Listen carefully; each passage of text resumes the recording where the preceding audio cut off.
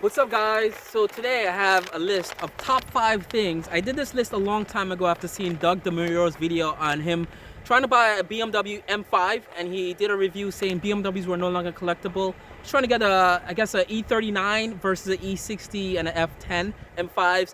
The values were all over the place, with the E39 being more valuable than the newer ones.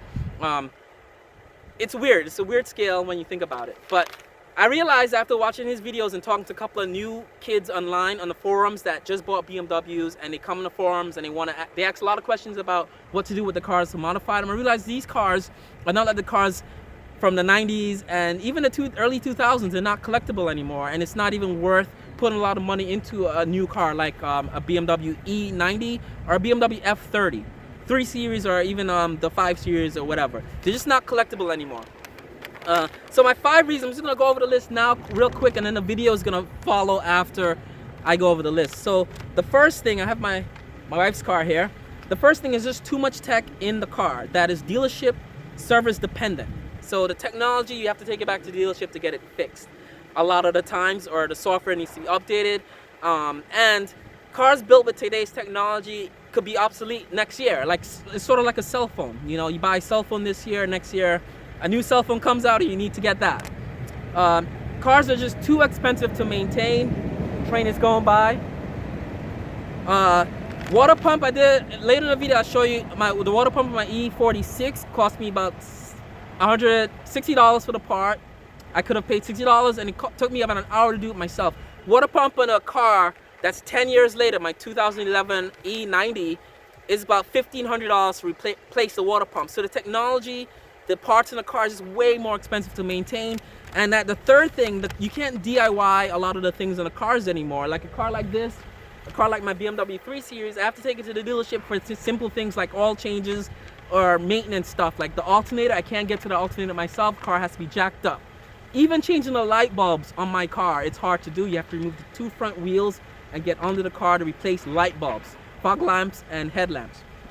So cars are disposable. My 4th reason is cars made today are very disposable. You go to a dealership and they'll joke with you. They'll say, dude, once you leave the dealership with our product, we do not want to see you until it's time for you to buy another car from us, or something like that. They don't want to deal with maintenance stuff or warranty issues or anything like that. So most of the times they will honor it, of course. Obviously, they want to keep your business and keep a good review on Yelp. But once you sell that car and drive out with this car, they don't want to see you again for the next couple of years until you come back with money to buy a new car. So based on that principle, dealerships sell cars to be disposable. And that's why warranty plans are 5 years, 50,000 miles, 5 years. BMW lowered it to 3 years, 36,000 miles, which basically mimics the lease terms, which basically is 3 years for a car and 3,600 miles, 36,000 miles. Basically mimics, parallels the lease terms, the warranty terms of a car. So once that car's out of warranty, no one really wants a BMW or Mercedes out of warranty because it's going to cost a lot of money to fix. So cars are built to be disposable. Now, most luxury cars have a financial lifespan of 8 years. Now, this car is a good example. We leased this car for about 3 years. We have a 3-year lease in this car. The next owner of this car, this beautiful car, is going to probably finance it with a bank, because this car 3 years from now will be $50,000 with 36,000 miles in it. So we're looking at 5 years leasing, financing this car at a bank, and that's a smart decision on buying this car 5 years from now. We have helicopters. So the next owner is 5 years of owning this car. At the end of that financing at the bank of this car, it's gonna be 8 years old. The car will be 8 years old, and the family probably won't want a new car. They don't want this car anymore. They sell it back to a lot or something like that.